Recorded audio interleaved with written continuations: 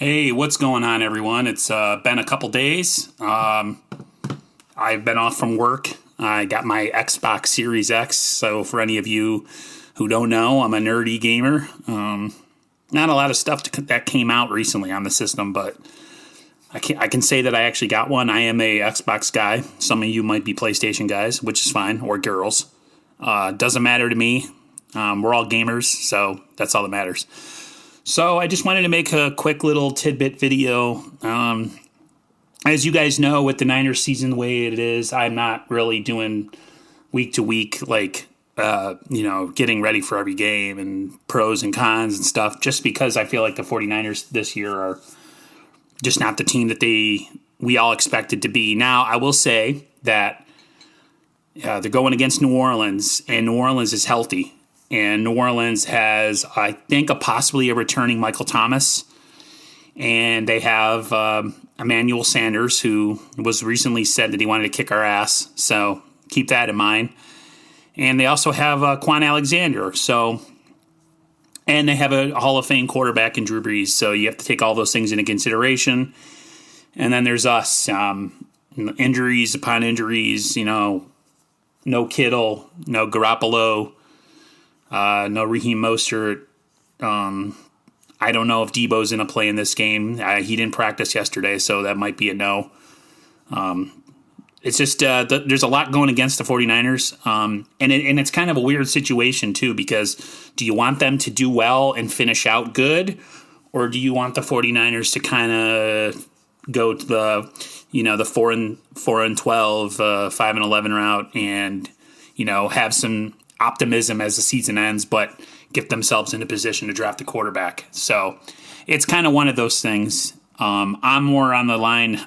I hate to say it. I'm more on the line of, get yourself in a good draft position. I hate that I am that kind of person, but some of my followers are the same way. We're already looking forward to the draft and the possibility of getting a quarterback. That might be difficult, because I have a feeling that all four quarterbacks might go in the top 10, so the Niners would have to do some maneuvering. Some injury news. It looks like Jaquiski Tartt is going to miss the rest of the season, and this might be the end for him. It's the third time in 4 years that an injury has ended his season. He missed 4 games last December with the rib injury. I am quoting this, by the way. Before returning for the playoff run. He's played in 66 of 89 games since 2015.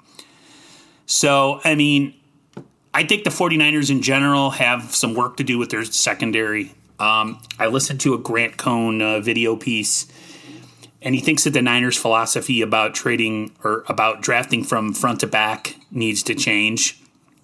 He thinks that pass rush is very important, but he thinks having good cover corners is equally as important, and I do agree. That is not something they've invested in a long time. They invest in their front seven, but problem is that the front seven, is injured, and you have a bunch of street guys doing your pass rush. Your back end gets exposed. And the fact of the matter is that they've got some decisions to make. We got Sherman coming up, Jaquiski Tartt coming up, K'Waun Williams coming up.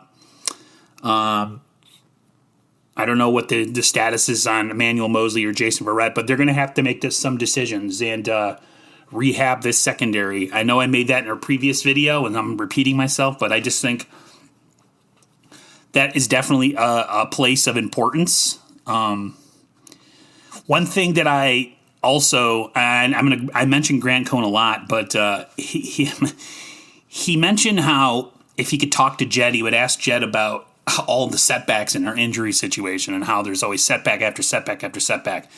And he was talking about when the 49ers they had Harbaugh, all their injuries were through the Stanford Medical Facility or Stanford Hospital or something. And he wonders if that's still the case. He brought up a good point that Nick Bosa is not rehabbing in 49er land. He's rehabbing somewhere else. And that might bode well for him, because say what you want, but a hockey team, an ex-NHL injury strength and conditioning staff coming over to the NFL,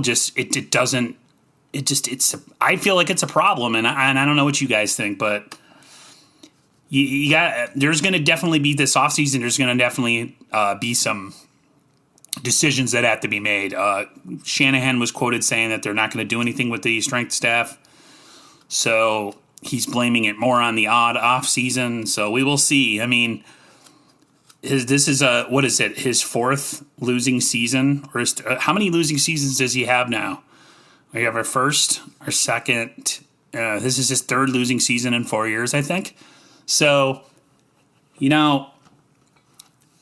can put an asterisk on this season and say, like, these are the reasons why we didn't, do anything. And they're viable excuses, but the fact is that they're excuses. And it's going to be an interesting offseason, to say the least. I've actually been doing a little bit of looking into some of these quarterbacks, and I got to say I'm pretty damn impressed with these college quarterbacks. Now, I know the knock on the BYU quarterback is that he doesn't play well against good competition, and that he plays against a lot of bad defenses in college.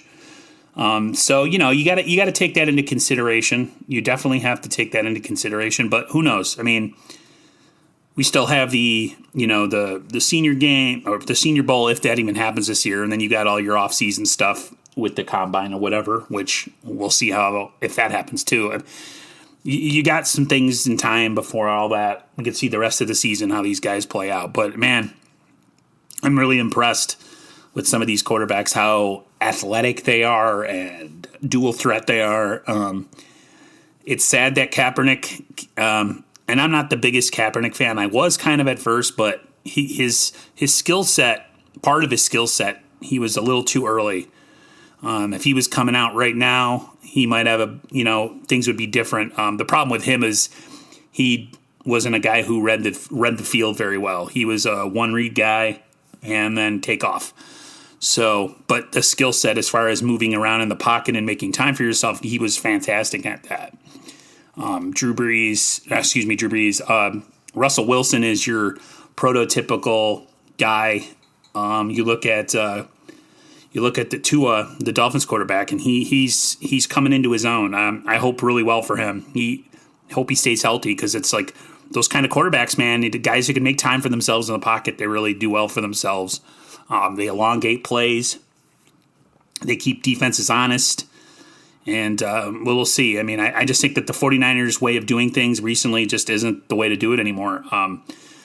Stationary quarterbacks, especially with Garoppolo and his bad footwork and his scatterbrain and the way he's been since he's been injured. You need somebody back there who has good footwork, good pocket presence, and is able to make something out of something if it's not there on the first read, and can buy time in the pocket, and kind of like the way he was when he came here in 2017. But that's all good and well and good, but I feel like the 49ers definitely have to move on at quarterback. There's still a lot of questions about that. I honestly think they should. Some people disagree.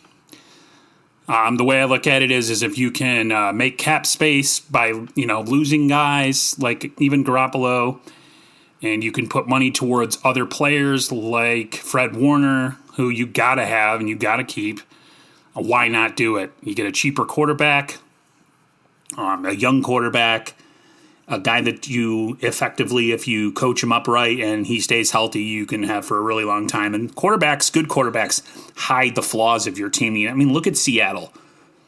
They have horrible defense, but they have Russell Wilson, so they're in every game. They might not win a championship because of that defense, but they're in every single game, and you never know.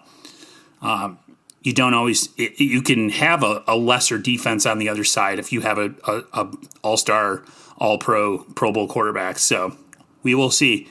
Like I said, I'm not going to talk much about matchups and stuff because I'm kind of moving on to the offseason. So if some of you guys are upset about that, I apologize. All right, guys, I'm going to stop rambling here. I'm going to get going. I just wanted to say hope everybody stays safe and healthy. To all my gamer friends, I hope you got a game system and have fun with that. And until there's something to report, I will see you guys on the flip side. See ya.